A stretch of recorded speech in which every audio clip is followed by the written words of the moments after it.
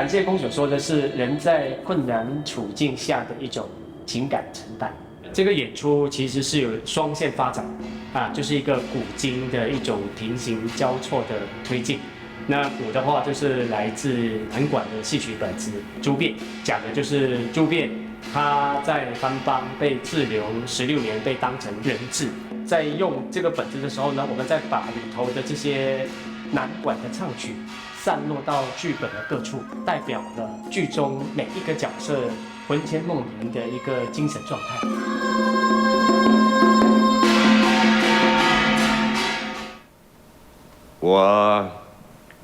我是郑志远，志气的志，远大的远，朋友都叫我老郑。另外一个则是虚构的人物，是糅杂了很多，包括在白色恐怖时期，然后包括在近当代历史当中的一些改变政治信仰的所谓辩解者的一个虚构人物老郑，那就是这样子的一位900年前的忠臣，跟靠近我们很近的一位辩解者交织起来的感谢公主。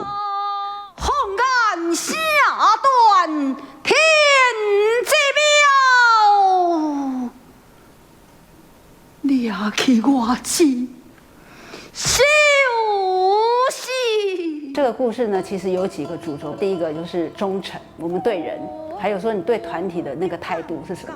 然后再来就是所谓的离散，在现代的生活中，其实可以看到，常常就会有远游、离家。那在中间产生的一些相思的挣扎，这些都是在离散的这个主题里面。一个为了救他一命而嫁给他的金国公主，一个是鼓手寒窑的法器。万里。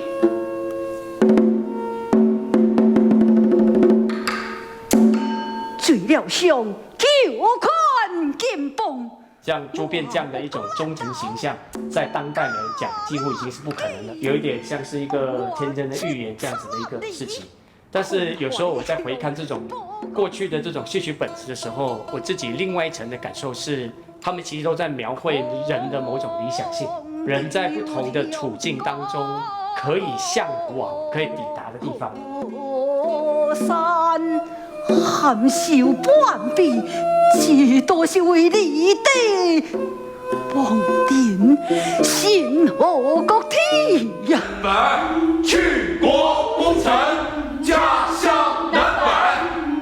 1950年，我跟随大队从上海到台湾进行情报工作。我们在基隆山坡。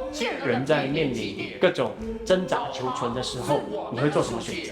我们每个人都是为了要适应各种生存状况而不断的位移，而这个位移，不管是在地理位置的位移，或者是一种内心状态的一种调试，这个部分在创作《感谢公主》里头，是推动了朱变跟老郑这两个人物近乎镜像对比的一种刻画。我们要成为真正的我们。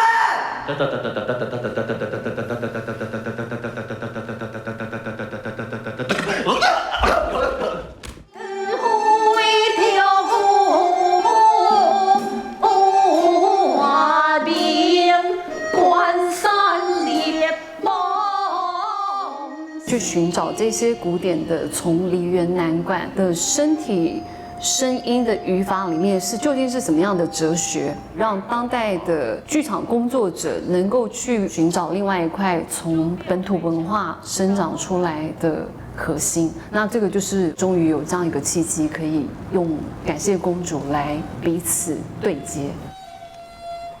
朱变回朝，然后呢？